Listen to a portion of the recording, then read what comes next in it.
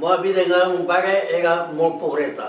Havia molt pocs diners i treballar molt. Jo em quedia de xicotet, 8 anys, sense pare. En seguida em donaven un gallato a guardar borregos. A 16 anyets em donaven un carro i a llaurar, en el camp.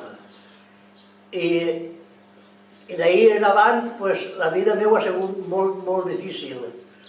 He anat molt a collir taronja, a plantar arròs, a segar arròs. Anàvem i llurava espigolar, que galletes, moniatets d'aixòs de les rebassetes que es quedaven xicotets, per ma mare bullir-los i menjar, poder menjar. Ma mare treballava tots els dies a l'almacén, tots els dies. És l'única que duia alguna cosa a casa. No n'hi havia temps per estalviar? No, al revés. Anàvem a per fiat. Anaven què? A per fiat, a pel pa fiat, a la tenda fiat. Ma mare tenia un cartonet, i allí li puntaven, i quan venia a la setmana o al mes quan cobrava ma mare, anava i pagava la tenda. I jo, als 9 anys, ja dic que podia guardar els borregos i em donaven 2 quincets. I en fi, ja la cosa ja anava normalitzant-se. Jo he conegut trigar els sants de l'església en el carrer i a metrallar, en la metralladora, pel mig del carrer, un jef a metrallar pel mig del carrer. I això no té vostè molt gravat en la seva memòria? Ja ho tinc gravat. Això no me s'oblida de la vida. Jo estava al mig de la plaça i hi havia un home que hi fos, no ho sé, m'agarrava en un braçat i em tirava des d'un bar, si no m'ha pegat mort. Perquè jo era un xiquet i estava al mig de la plaça. Un poble molt més xicotet que ara, havia a muntó de barraques i 4 cases. Vivien 2 famílies i eren 2 portes. La barraca es partia en mitja barraca per aquí i mitja barraca per allà. I la família vivia ahí i la família vivia en el poble. Ja tindria jo, ja dic, des de 18 anys, jo ja, ma casa ja prosperava, perquè ja eren 4 jornals. Les 2 germanes meues i jo. El meu jornal no era gran, però en aquella època era molta. La vida del poble, la majoria, el que tenia terra i tenia per poder sembrar, de primera, el que no tenia res, molt mal.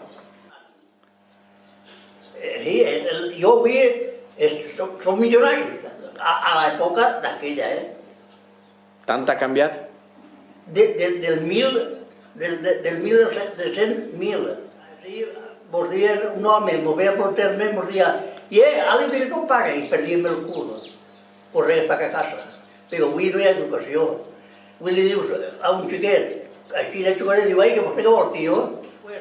Per mi, la vida d'avui és més roïn que la d'antes. Jo no volguera la vida de meva, no la volguera ni per meu fill ni per meus nets. Vostè va anar a l'escola?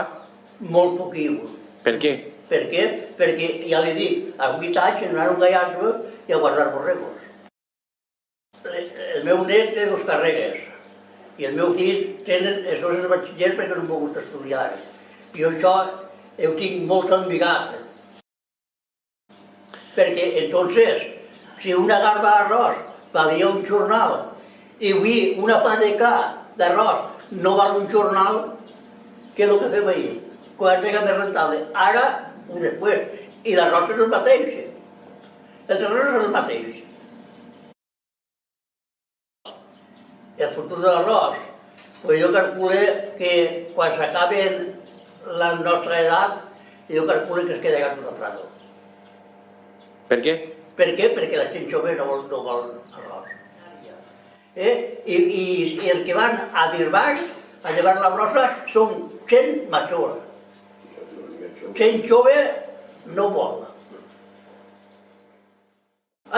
Una barca que duia una gavina i duia una bocina i anava pitant bip, bip, bip, i el nostre pitava i dia jo avui vaig al Puigol, avui vaig al Palmar, que anava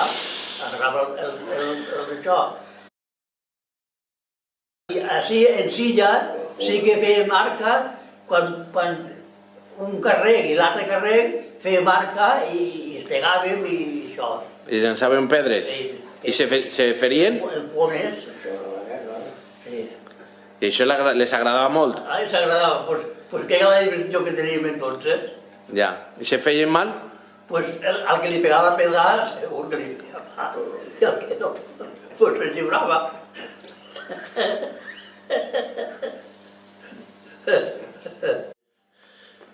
Vostè és del que ha tingut una dona tota la vida? Sí. La primera nòvia que va tindre? No, n'ha tingut res. N'ha tingut res, en el nuvi. En Pasqua, fem la Pasqua, i acá el dia del gos agarràvem els carros i pagàvem el berenar les xiquetes. I agarràvem els carros i anàvem a la muntanya a berenar i passàvem el dia en la muntanya, en les xiquetes. I a vostè l'agradava molt anar el dia del got? No, a tots, era bona edat. Es tocava el xeronet, que entonces duien faldes als peus i quan tocava el xeronet, ui, això era normal. I s'ha canviat, ja ho he canviat, al 1000%, ha de que s'ha canviat. Qui podrà aixecar ara? Calleu. La gent jove només que vol que la butxaca plena i juerga. Aquí anàvem a escoltar-les. Tapàvem el sequiol d'una banda i l'altra de l'altra i tèiem l'àudia. Jo no, els majors que jo, treien l'àudia i agarraven les anguiles.